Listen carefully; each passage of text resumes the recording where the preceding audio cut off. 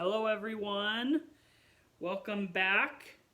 Milky Way Matthew here. This is day number 5 of the Peter Monn vlog challenge for me. So welcome back to the vlog. I'm very excited to share with you about my Monday. This is the first Monday that I've vlogged, and Monday is a special day for me because it's my one day off of both my jobs. So it's always a day that I'm very much looking forward to. So I've been excited. I've been telling you that I'm excited to tell you what I do on Mondays. So that's what I'm going to start with tonight. It's like 8:30, I think. I'll check the time. I did this yesterday. 8:37. I'm so close. I didn't really know exactly, but I guessed. Okay, so it's 8:30 on Sunday. No, strike that. Reverse. Monday, December 7th. Speaking of which, that means it's one of my BFF's birthday. Happy birthday, Soot. If you're watching this, I love you. I hope you have a wonderful day. I hope that a wish of yours comes true. All the best for you. I love you so much. So happy B-Day! Yeah, so let me tell you about my Monday. So, Mondays for me usually consist of waking up not super early, but not late. Today I woke up at 8, which is interesting because that's exactly when I woke up yesterday. But I didn't get out of bed right at 8. So I stayed in bed till like 8:20, I think. And then I got up, and before I was hardly even out of bed, Michael called. So I talked with him for a little while. And that was nice. Great start to my day off to chat with Michael. And then what happened? Then I had some breakfast. And while I had my breakfast, this is fun. While I had my breakfast, I wanted to watch... Okay, here's the truth. I was wanting to watch... okay, you know I love Star Wars, and I'm in deep. So I was wanting to watch one of the Star Wars shows that's animated, but most of it's been recent enough. I didn't want to rewatch it. I just wanted to have that feeling of watching something that is animated for the first time that might make me laugh, but that's just really well made. So I thought, okay, you know, I'm not going to watch one of the Star Wars shows again yet. I know I will watch them. I'll watch parts of Clone Wars again, and I'll watch all of Rebels again, and probably someday I'll watch all of Resistance again because it's not long, it's 2 seasons, it's easy to get through, and it's very comforting to me. But I thought, well, let me just get on Disney Plus and see what I can find. And one of the first things I came across was a series, which I want to know when they started making this. It's called The Wonderful World of Mickey Mouse. And this is weird because I was just talking with my coworker the other day about how, I know this is totally unfounded, but I'm worried that, like, Mickey Mouse is not as front and center of Disney as I think he deserves to be. Like, for example, I never, had... Okay, here's what started that train of thought. I watched Fantasia for the first time a couple months ago, and, the original Fantasia from... What year was it? I don't know. Not Fantasia 2000. I haven't watched that one yet, but I will. And by the way, I think if any of you happen to be Disney animators, I'm totally rooting for a Fantasia, 2025 or something like that. 25 years later, photorealistic animation. We know you all can do it. Look at that water in Frozen 2. Can you imagine? The dreamlike sequences that they would put together with that photorealistic animation. But anyway, what I was thinking was, when they do that, because I think it's only a matter of time, I hope, I thought, I wonder, because in the original, there's that song where Mickey plays the Sorcerer's Apprentice, and I was thinking, I wonder if Olaf would be the face of Fantasia if they made a new one. And I realized, okay, so this was my thought process. I was like, is Olaf the new Mickey? Do kids would kids pick Olaf over Mickey? And that like concerned me. I never really had anything that super attached me to Mickey growing up, but I still love him. Like I almost said I was I was gonna just say he's on my hat because all day I was wearing my Mickey hat from Disney World, but then I realized I'm wearing my Peter Monn Vlog Challenge hat. So hold on, let me just look and see Fantasia. See, who knew that I would be searching on an IMDb on my beautiful 2012 iPad? If you're watching this, comment down below 2012 iPad, or tell me what year your iPad's from. And 1940. I was gonna guess the 50s. Oh wow, 1940. That's big. I guess I didn't even realize that. So, who knew I would be searching the year Fantasia was released on my iPad? But anyway, so my coworker like relieved me of this unfounded, unnecessary like concern for Mickey, just saying like it doesn't matter. Well, here's my thing. I would love if Disney Animation had movies that featured Mickey, like make once a year or once every other year a whole adventure movie that's funny and heartwarming. And here's the thing. I love Mickey. I don't really know why. Why do I love Mickey? I just love Mickey. How can you not love Mickey? He's Mickey Mouse. But here's the thing. So like with Olaf, we've gone on 2 adventures with him. When you take the shorts into account, we've gone on many adventures with him. And we've laughed with him, but we've also had like real tender moments. And that's what I want to experience with Mickey. I want to have an emotional bond with Mickey. So I wish that they would make like, you know, a movie, whatever, you know, like they used to make like, I think there's like a Jack and the Beanstalk movie with Mickey. Maybe I'm totally making that up. But like Mickey in this or Mickey in that, and it's just a movie like the Muppets. I know that this is, I'm sure they did this a bunch, and it's probably what the Mickey shows are, but different various iterations. But like with the Muppets, you know, where it's just like the Muppet cast, but then they're themselves, but they're also telling this adventure story. Speaking of which, Christmas time, Muppets Christmas Carol, can't wait to watch it. It's my favorite version of the story. So do that with Mickey. And then like every 2 years we'll go on an adventure, a new adventure with Mickey, and we'll have our hearts enlarged by him and broken by him, and yeah, that's what I want. But okay, so all of that to say, this morning I hopped on to Disney Plus, and I found a show called The Wonderful World of Mickey Mouse. The Wonderful World of Mickey Mouse. Oh, it's from this year. So it's new. That makes me, I mean, it seemed very new. Oh, is there like, oh, it's still being released 1 episode at a time, maybe? So it says there's a new episode coming out on Friday, December 11th. Well, that's exciting. So maybe it's like there's a new episode every week. Okay, here's the thing. They're like 8-minute episodes, so super quick little bites.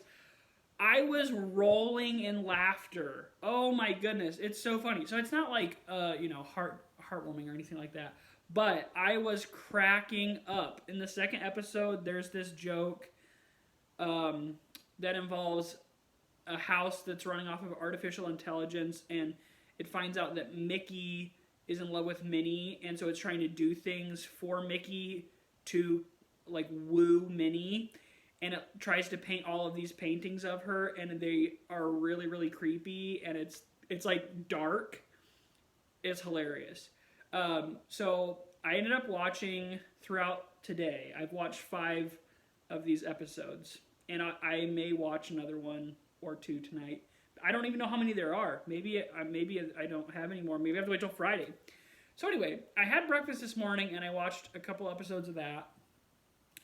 And then I got myself together and got to the real substance of what I use what I do on my day off, my Mondays, and that is I try to spend a certain amount of hours every Monday writing.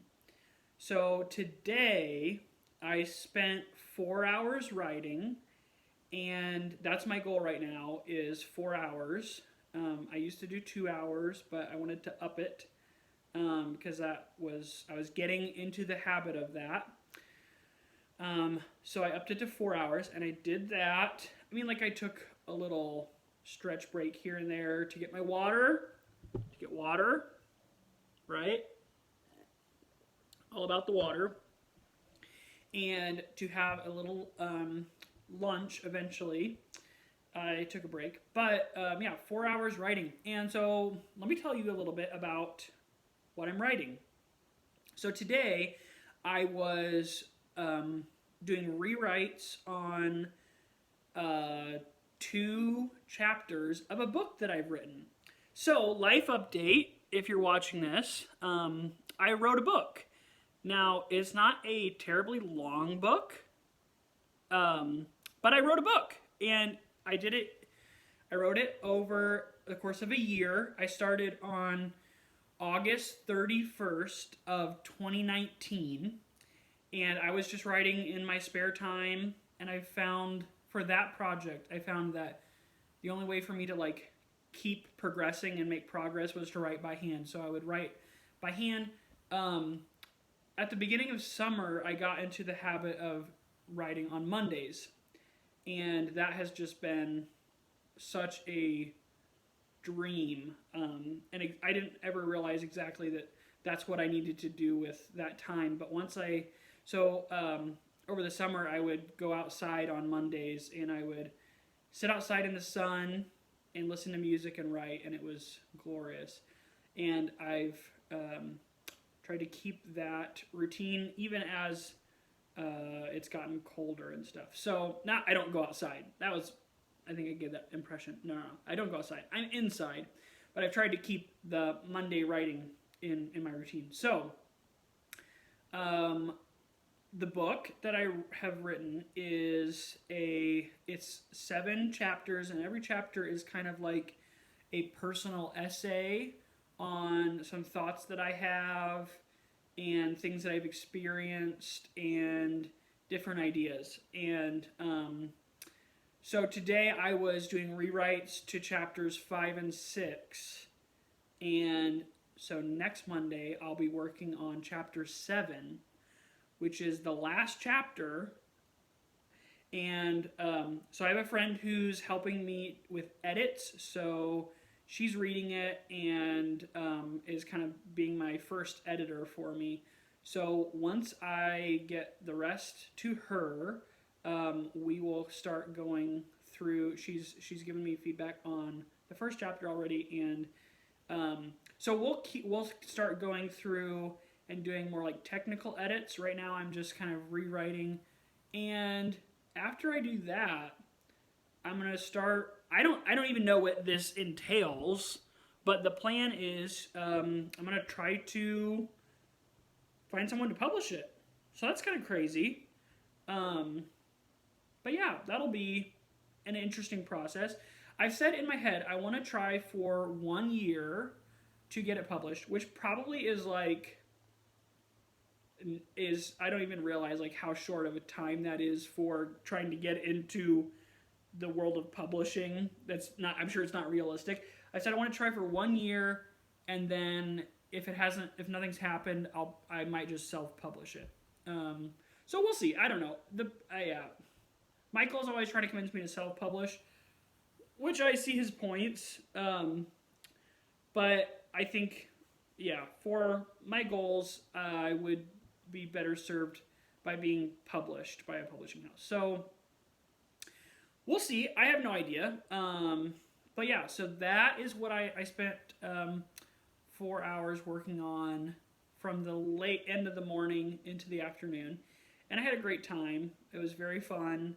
Sometimes it's not. But what I found is if I can get myself into the routine, if I can just like have that commitment and show up and do it, I will always feel better when it's done. Like, I feel better emotionally, mentally, spiritually, physically, that I'm like doing something that I know is good for me. I always feel better afterwards. So it's been really good for me. And yeah, so that's a little update for you. And maybe at some point I probably won't share anymore because that just seems like a story for another time about more about the book. But I might give you updates on how it's going and stuff because I'll have another Monday vlog in the Peter Monn vlog challenge. So then after I wrote, I watched a little bit more Mickey, which was very fun and made me laugh out loud. And there's a great one about Pluto not wanting to take his flea medication. It was very, very funny. I liked that one. So watched some more Mickey, and then I did yoga. So one of my very close friends here in town, that's in my COVID bubble, it loves yoga, and she's done a lot of yoga training and is currently doing some online yoga training stuff. And so she leads me and a couple of our other friends that are in our COVID bubble through a yoga practice every Monday. And so I've been doing yoga for, when did I start? Pretty early this year. Yeah. So like most of this year, and I think it's actually like changed my life. I really do. In my ability to recognize my breath, my ability to recognize my posture, and how that affects those two things, just those two things, how those affect everything else about what I'm experiencing in the moment. So my only exposure to yoga before that was I think in like a P90X video that someone made me do when I was in high school. I think, which maybe that's a false memory, but if I just, knowing now what I know about yoga, if you're going into it with a P90X attitude, you don't really get what yoga's about from my limited perspective. But one of the things my friend always talks about is how yoga is a practice that is designed to lead you into meditation, so that it's actually, yoga is about clearing your mind and stilling your mind, and not following all your vritti is what they're called, and they're all different things that happen in your mind can be vritti, and sleep can be a vritti. Anything that's distracting you from being present.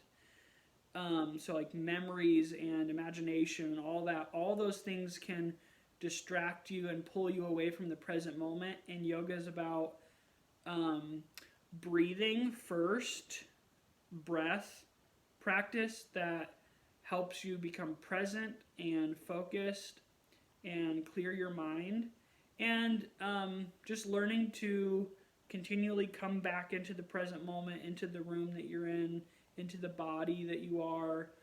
And yeah, so it's been I think a really, really powerful experience, and I would highly recommend it. But yeah, again, I think I had the false impression that yoga was about working out. And in fact, when I started, that was what I thought I was going to work out. And I really kind of dreaded it. And even like there are sometimes, even today, I was like, I don't want to move. I just want to be lazy and sit on my chair and watch Mickey all day. But I was thinking that even like as we were getting ready to start, I was like, oh, I don't want to move. And I know I'm going to sweat. But by the end, it feels so good. And to recognize how much progress I have made in being able to feel a pose and know what I'm doing, so like there's kind of like a flow to the yoga that she leads us through, and so being able to move from one pose to another at first is very challenging, because I'm like, I don't know what I'm supposed to be feeling in my body, and I don't know what part of my body I'm supposed to be stretching, and and then she's cueing you to keep breathing and all this stuff, and it's like, it's kind of a lot, but now I can move from one pose to another fairly well, and I feel like I've gotten the hang of it so much better. And so just like that learning element of it. But again, I kind of dreaded it when I was thinking of it as a workout, and then like maybe after a couple months of doing it, something clicked, and I realized that it really is not about like yoga. And this is where I'm like, okay, I believe what she's saying, that it's not about a workout. It's not about, getting ripped from holding this pose or whatever. Obviously, that's not working for me. It's about stilling your mind and becoming present and recognizing, like, there's times when I'm doing yoga and like I have all these crazy thoughts about different relationships and things and struggles and all that, and like being able to recognize just like, whoa, there's so much stuff going through my mind. There's so much stuff in there. And yeah, being able to stay present and choose to like keep breathing and to get into the next pose. Yeah, it's been really, really good. And that's what kind of unlocked it for me and made it something that was really, meaningful on a lot of different levels, that it's not just like a physical experience. It's more than that. And, I think that's because we're more than that. Like, we're complicated creatures. And I think that yoga recognizes that, because it's born out of a lot of wisdom. And it's very, very old. And it's, they know what they're talking about. So, yeah, highly recommend. 10 out of 10. If you can. And the brilliant thing is that what she's taught me is you're never supposed to feel pain when you're doing yoga. And that is the concept I had, was I got to get in there and I have to get into this position and it's got to look like everybody else. And she's just so opposed to that. And I've appreciated that anything that like I have like very short limbs, very short, stocky limbs.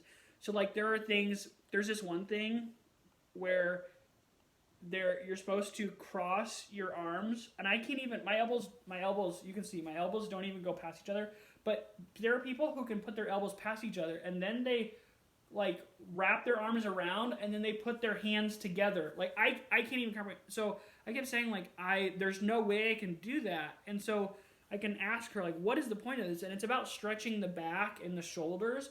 And so she'll just like modify it. She's like, well, just give yourself a hug. And so there is a way for any person with any body type, with any different ability to do yoga, because it's not about getting it to, be just like everyone else. It's about doing what your body needs and recognizing. And so, one of the things she will talk about is like, there is different abilities, but there's also different body types and different anatomies. And there's some things that it doesn't matter how hard I try, I'm not going to be able to do, because that's not my bone structure. So it's not like I'm just too weak because I can't do this. It's just like my bones are way shorter from here to here than other people's. And that's okay. And I can just accept that my elbows are limited. So here's a little thought for you. I hope that you know that it's okay, and I mean this on, in a metaphorical level, but like, your bones are perfect the way they are. So yeah, thanks for sharing that conversation with me. So that's kind of been my journey with yoga. So Mondays is writing and yoga day. And then in the evenings, I'll usually do something fun. Sometimes I watch Mandalorian. tonight, I watched the first 2 episodes of Dash and Lily, which I will say, Chris and Kirsten, if you're watching this, I don't know if you've watched it or not. Afterwards, I was thinking, would Chris and Kirsten like this? I think so. It seems like if you haven't watched it, or if you haven't already read the book, my coworker said she loved the book way back when, and she did not like the show. So there's that for you. But it seems like something you would like. So I don't know. Has anyone else watched it? Let me know in the comments if you've watched Dash and Lily. I watched the first 2 episodes. I was just feeling sad because I really wanted to watch something like Let It Snow. And it doesn't quite feel the same. But I think I'll like it. I'll probably watch it, the rest of it. I enjoyed the first 2 episodes. And they're like 23 minutes, so that's easy. You can squeeze one of those in here and there. Speaking of Let It Snow, okay, so in Dash and Lily, there's a lot of talk about books in the first episode. And I was like, you know what? I really want to read. So I thought, I will read. I need to finish up reading A Christmas Carol. So I thought, I'll read A Christmas Carol. And then I realized I left my copy at work. And I'm sure I can find like a free copy online. But I need to hold the book. I need to hold my copy of it so I can underline words and circle things and make notes. And so I'm like, so I'll probably read tomorrow night.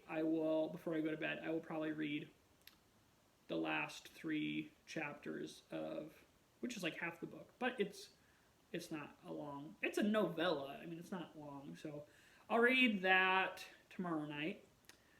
So then I thought, okay, well tonight, that kind of gives me an excuse to read something else. I'll read Let It Snow. I was like, that's perfect. And I tend to read John Green, like the first John Green book that I read, Turtles All the Way Down, was in December. And then that would have been 2 years ago. Maybe it was 3 years ago. It was probably 3 years ago. It was 3 years ago because 2 years ago in December, I read Harry Potter and the Sorcerer's Stone for the first time. That was 2 years ago. So that was my fun kind of YA-esque book. And then last year, I didn't read any John Green. Hold on, I'm not done with that sentence. But at the end of December, early January maybe, I think, I watched Looking for Alaska. Whew! Let me tell you what. Only a few things have ever affected me so deeply on an emotional level as that. But when it ended, I felt like I was grieving. Like I was in a funk for a week. I was so emotionally devastated by that show in a good way. And you know what was interesting? So I watched, I think the show's like 8 episodes or something, and I watched it 1 episode every night for for 8 days, whatever. Maybe it's longer than that, but however long it is. I watched it 1 episode a night, and that was like before bed, which probably is a bad idea to like get myself emotionally worked up before bed. But I tell you what, the catharsis of that show, every night I was in a better place than I was the day before. It made me a better person. So, not long thereafter, maybe, was it January? I think it was throughout January, maybe, no, it must have been, no. It was later than that. It must have been like the end of February, maybe, yeah, probably the end of February. Yes, the end of February into March. No, March, yeah, around then, because that's when, our quarantine kicked in. And I remember that because I was reading during the day. I read Looking for Alaska, which, again, was just, I loved it. I loved it. In fact, I was talking with some friends recently, and the question that I posed to us was, if you could have written any book, what would it be? And I said, I asked the question, and then I realized it was a very hard question, but I ended up answering Looking for Alaska. If I could have written that book, I would love to have written that book. Um, it's it was fantastic. Just what I needed. But I remember, yeah, I finished that probably in March because I remember it was warm enough. I was sitting out in the sun on my back porch when I finished. So good. Another thing that made me super emotional, probably not as long, but for a few days. Actually, you can see my shirt I'm not wearing a sweater. I'm rocking. I'm wearing my Stranger Things shirt tonight. And after season 3 of Stranger Things, if you haven't watched, come on, let's go. But season 3, the way that season ended, oh my goodness, I was just shook up. I think for like 3 days, I just was devastated. And what's funny is, I mean, people ask me like, wait, why? And I just think it was, I mean, kind of spoiler alert here, but just the going separate ways and change and moving on, those are my buttons. Like, you push those buttons and I'm gone. Which is why I think Looking for Alaska just got me. So anyway, I was going to read tonight. I'll read Let It Snow, and I'll probably stay up way too late reading it. And I watched my 2 episodes of Dash and Lily, and then I was like, okay, I'm going to grab Let It Snow. I'm going to go do my vlog, and I can read. And I went to my shelf, and I was like, where is it? I was looking all over, and then I realized, I moved my John Green books over here. I don't have Let It Snow. I forgot. I knew I had gotten a John Green book at like a garage sale or something. I don't know. It's been forever ago. And I thought it was Let It Snow, but it turns out it was Will Grayson. That's not what I'm looking for. I haven't read Will Grayson, so I guess I could do that. But I don't know what I'm getting in for, and it feels risky emotionally. It's probably an emotional book. I don't know. I mean, who am I kidding? Of course it's an emotional book. It's John Green. But anyhow, I don't own Let It Snow. It's just Let It Snow. It's not Let It Snow, Let It Snow. That's how the song goes. And I was doubling it because of Will Grayson. Yeah. So that was a disappointment. So I don't know what I'm going to read. I don't know. Maybe I'll just watch more Mickey. But that'll be fun too. So, how's your day been? How's your Monday? So that's kind of my day off. What is your day off like? Let me know down below. What do you do to cultivate health? What do you do to cultivate your wellness? Yeah, I'd love to read your comments on that. Hear from you. So that's kind of what I've been up to today. What other thoughts? I almost... as I was setting up my vlog, I walked past this little end table that I have, and on it I have like a drawing notepad, and I remembered I used to do these drawings of these little characters that I came up with, and I thought, I'll show them that, but then I felt like it was like too plain. It felt like really planned if I did that, which is kind of silly because it's not like I thought about that in advance. I was just going to pull it over. But then I was flipping through. Maybe I should. I don't know. Okay, here's if you want to see my drawings of these two characters, let me know in the comments, and maybe tomorrow in the vlog I can show you my characters if you want to see them. You know, I want to give you what you want in this vlog. Not really. Obviously I don't care about giving what you want because my vlog last night was 1 whole hour, which I keep telling Michael, like, the trick's on him because he convinced me to do this vlog challenge, so he's obligated to watch, and they're super long. So I hope you're watching this at least at 1.5 speed, if not 2.5. Oh, goodness gracious. Yeah, I don't know how you have time to watch all this, which is, but that's the thing. It's the Peter Monn vlog challenge, and, I mean, look at Peter. His videos are 1.5 hours sometimes. Wow. In the video, last one of his that I watched, because I don't watch all the time, he was talking about how, like, he made a 3-hour video one time. That was crazy. Or maybe Michael was telling me about that. Somebody should fact check that for me. I don't know. I enjoyed talking about the DMV yesterday.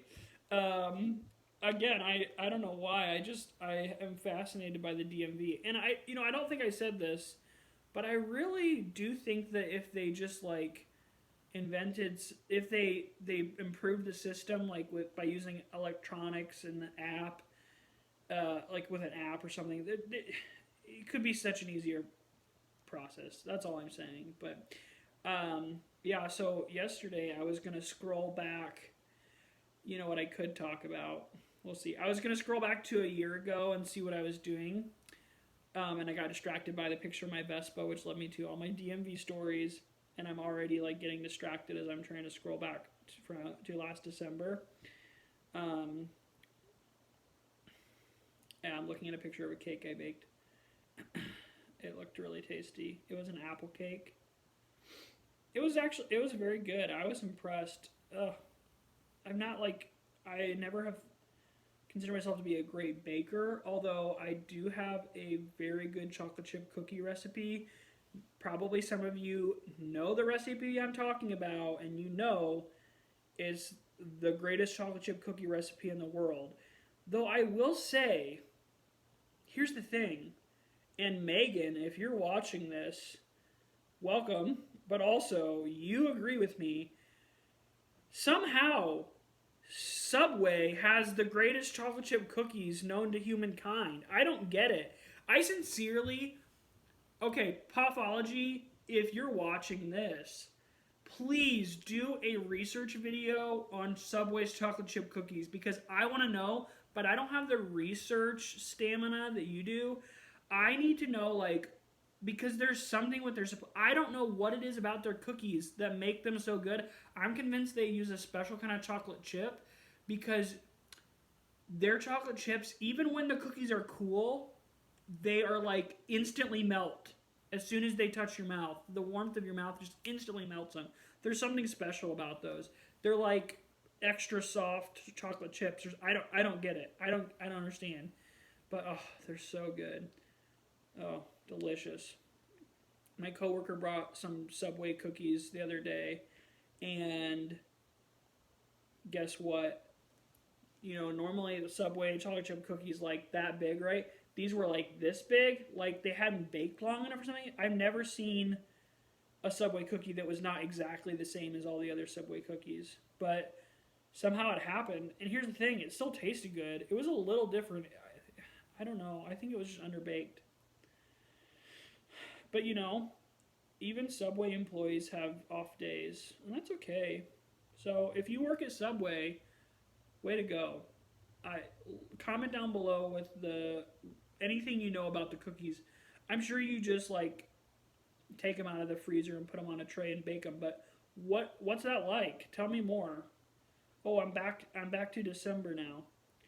December 2nd. This is 2019, 23rd, 3rd, 4th, 5th. I didn't have any photo. I didn't have any photo on the 7th.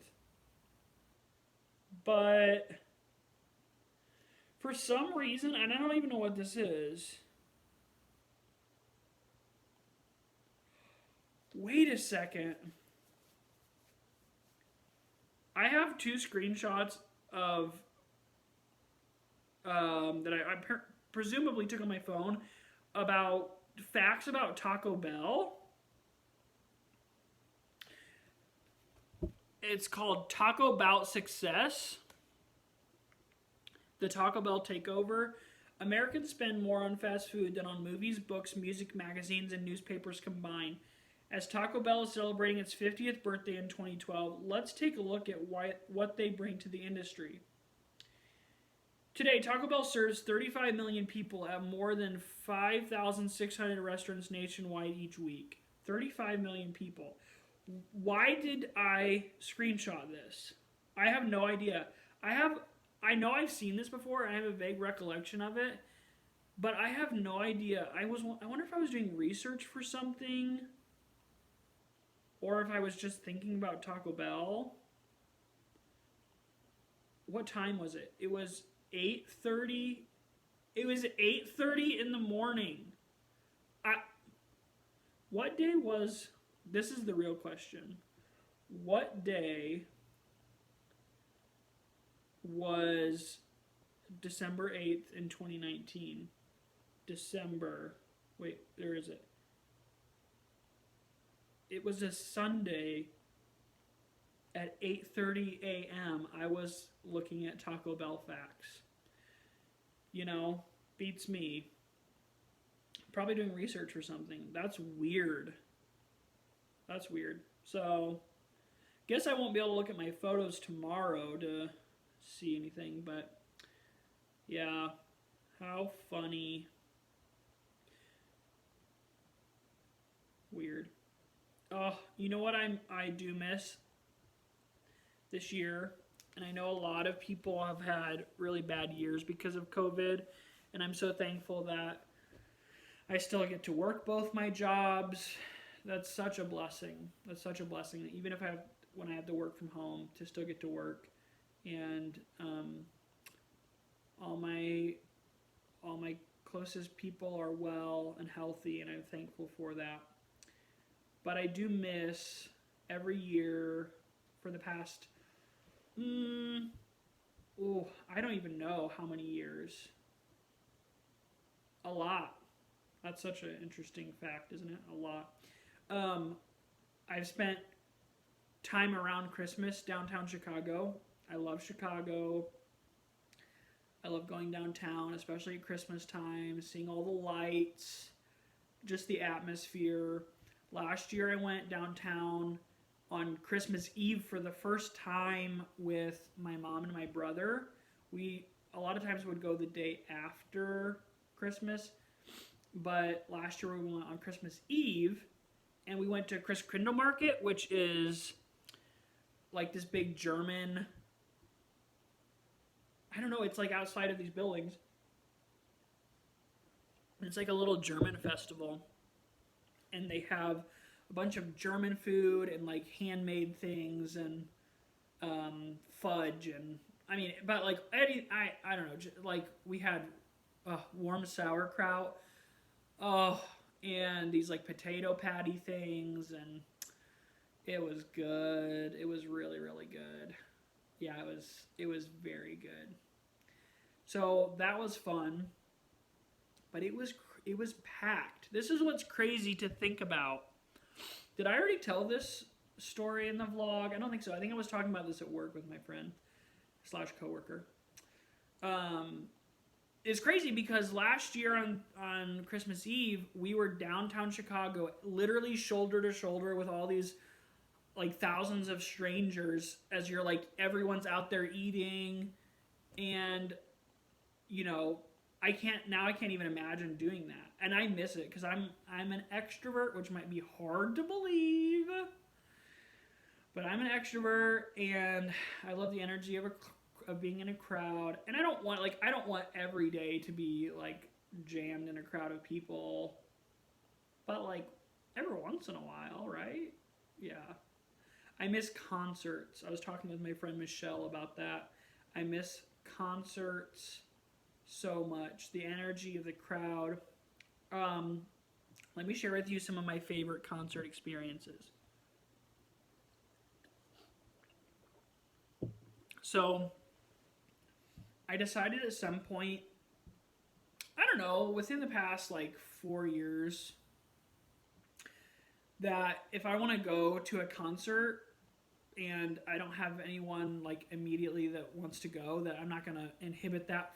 Because I've definitely, here's an interesting thing. I have missed out on experiencing things that I want to experience because I didn't want to go alone. And I've tried to learn to get over that. Now it'll be interesting in the future when we make it through this pandemic. I think I'm going to have to go through that all over again in a weird way. But yeah, I definitely learned the ability to go and enjoy an event even by myself. And there's always like a sad feeling leaving the event, like going home. Like, you know, if I went downtown, like riding the train back by myself, I always have this very bittersweet feeling. but I have had some very special moments of just like enjoying my own company and being content. And so I've gone to a lot of concerts by myself. I was thinking today, because I was listening to Christmas music, and my Christmas 2019 playlist was fantastic. As I revisit it, I was like, wow, that's a great playlist. And one of the albums that's in there is Lea Michele's Christmas album, which I think was new last year.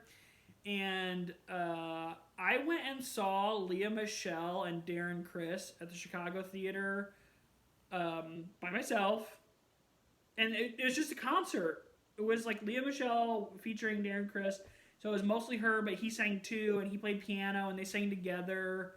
And oh goodness, that was, I don't remember. I have no idea if I had to guess how long ago that it was. Within the past 4 years, because I know I was living here, but I don't know what year that was. I don't really remember. I remember a few things about being at that concert, but I don't remember a lot about it. But I remember I had a great time. But my favorite concert experiences are from the same artist 2 different times, and that is Ben Rector. If you haven't been to a Ben Rector concert, you need to get on it. Okay, here's the thing. I feel like I've been to, I would not say I've been like a lot of concerts, but I've been to a fair number of concerts in the past 4 years, 5 years. And of all the people that I've seen, more than anyone else, and I feel like I've seen a variety of different kinds of musicians.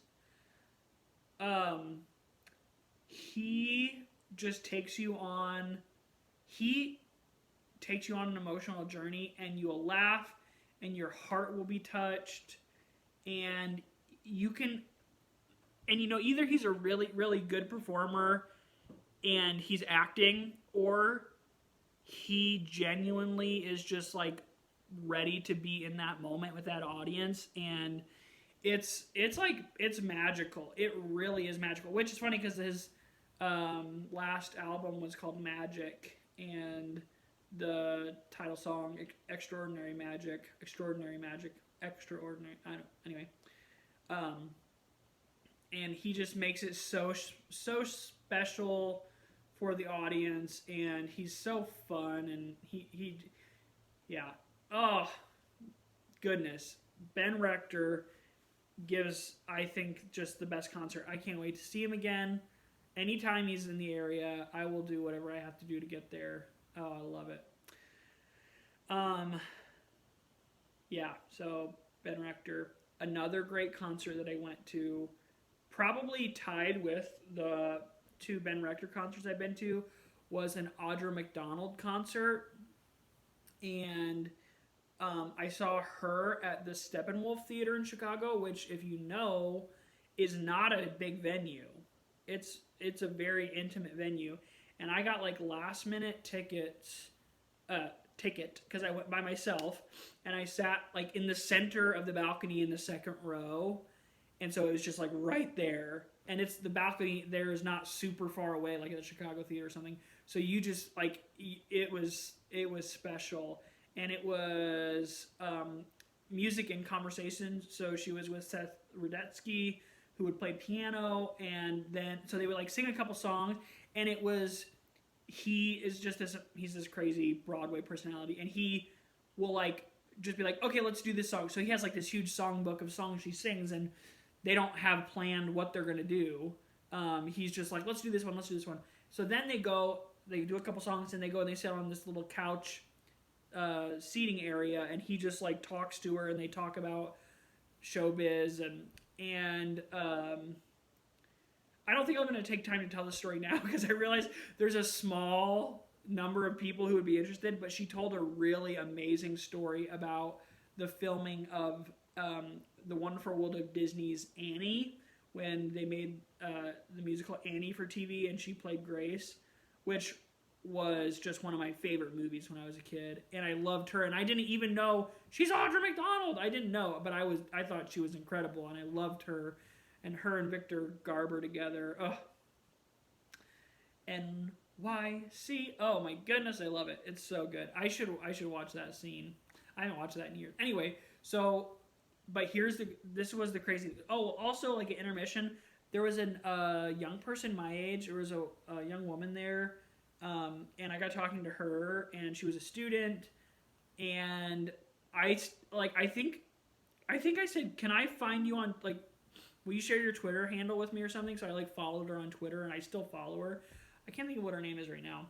But we just had such a nice time. She was there by herself, I was there by myself, and we just chatted and got to know each other, and it was just a magical evening. And at the end, she like left, and then she came back out, and she walked further up than the microphone, and she said, "I want to sing this benediction to you." And she sang "Climb Every Mountain" from Rodgers and Hammerstein, The Sound of Music, which cause she had played the Mother Abbess in the TV version with Carrie Underwood. But she's amazing, and she sang that without any amplification, just in this room with her voice. Whoo! Oh, just tears. Oh, it was beautiful. It was one of the most special moments. That's what, man, yeah, music is powerful. So that was a very, very fun concert. Yeah, other highlights would be, I have a hilarious story. My mom and I went, very last minute day of, grabbed tickets to go see Kristen Chenoweth in concert, which is just so random and hilarious. She was at the Chicago Theater, and we just were like, oh, let's go, why not? So we did that and had the craziest experience with another audience member there. Oh my goodness, many of you know that story. I'm not going to tell it. I don't think it would be appropriate to tell online. Whew! I'm like tearing up right now. It's just so funny. Anyway, so that's a highlight of a concert experience. Oh, how can I forget Laura Osnes and Santino Fontana in Millennium Park in the summer. Oh, that was so magical. Oh, I could go on about concerts forever. So I better not, because, But what concerts have you been to? Do you miss concerts? What do you miss about not having large public gatherings? What is the thing that you really miss? And someone told me the other day they really miss going to movies. I totally feel that. I shared about that. It's kind of why I made my movie room. But what do you miss about not having large gatherings? Are you an introvert and you're thankful you don't have to be in large gatherings? That's okay. Let me know in the comments where you're at on large public gatherings. I definitely miss them. I miss the energy. Oh, I have to mention one last concert. I went and saw, I'm not going to remember his name. That's hilarious. There was one song of his that I heard, and I really liked it, and I saw he was coming, and I thought that would be an amazing concert. How will I, because I don't remember the name of the song, how will I ever think, oh, you know how I can find out? I can find out. Give me like just 2 shakes here. See, if I was a good YouTuber, I would just like look it up and then cut to that. But, like Michael says, what we need are YouTubers that are real. What we need are vlogs that are real. And I just want to hang out with you. So just give me a minute here. Go ahead and take a drink. Here we go.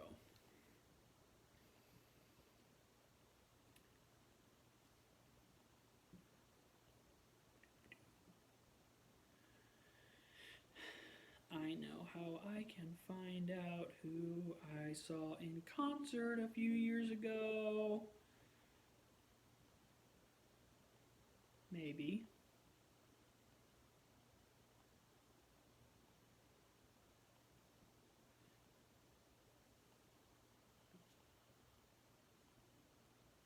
Troye Sivan. No, okay, so here's the funny story. I remember when I was being really faithful to SNL and watching all the time, he performed on SNL, and I was like, wow, he's a good dancer. It's very fun. I liked it. So I think I listened to, whenever he would release something new, I would listen to it. So I saw he was coming to Chicago, and I was like, oh, why not? That'll be super fun. Here's the thing. He was crazy good live. Like, he was so good. Amazing singer, and he danced like crazy, and the crowd was the craziest crowd of any live event I've ever been to. I thought like my ears were gonna bleed because of how loud people were screaming, and there were people there of like all different shapes and sizes and ages and everything, and everyone was just like losing their mind, loving it. So he has a great following. Good for him. A great group of fans. It was insanity to be there. Like, and it was in the Chicago Theater. I love that venue. It's a great venue. I've been there many times. I also saw Julie Andrews there live with a evening of conversation. That was magical. I screamed one time at the beginning of it because I got so excited. Like, it was involuntary. They were showing like a film reel of like a bunch of clips, and Princess Diaries popped up, and I just accidentally, and like people were cheering. So like I told that story recently, and I realized I make it sound like I was the only one, like everyone is in black tie. No, that wasn't it. But I just like, I screamed and cheered when Princess Diaries came on because it's one of my favorite movies of all time. Yeah, so Troye Sivan's concert was crazy and super good, and great event. So let me know in the comments what concerts you've been to that you've enjoyed. So thanks for letting me share some of my concert highlights. Yeah. So I think that's it for tonight. So let me just say, if no one has told you today, you are loved, and you are important, and you are good, and you are necessary, and you have value that is so far beyond even what you can understand. So keep going. You can do it. I'm proud of you. Yeah, those are the things that I want to say to you tonight. So thank you for watching, and I will check in with you all tomorrow night after I watch The Mandalorian. Bye!